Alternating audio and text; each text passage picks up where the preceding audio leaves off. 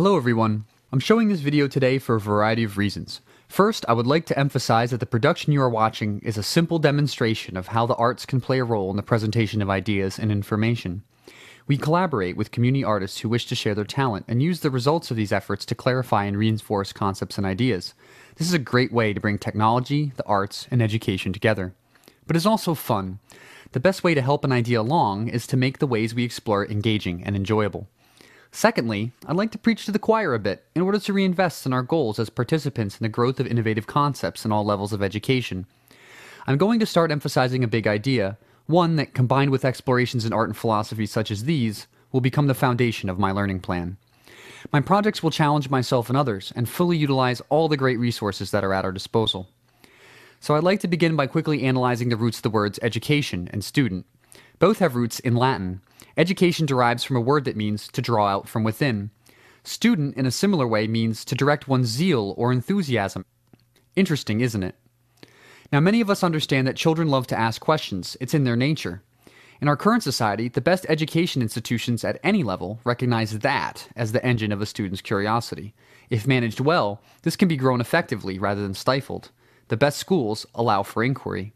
That's a good thing, because once you start to question what learning is, it is easy to see that it derives from a process that is rooted in questioning, which is itself rooted in curiosity. So questions then are the engine of thinking, and are at the very heart of what we call an open mind.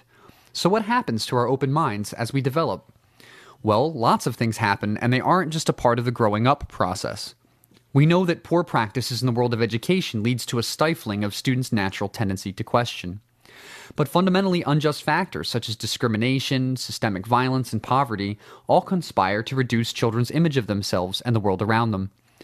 It's the role of good educators, community members, and friends to provide the best support structure possible for students. We know that big picture learning has gone farther than nearly any other to promote principles and practices, to provide a safe and meaningful environment rooted in a student's relationship to a healthy community.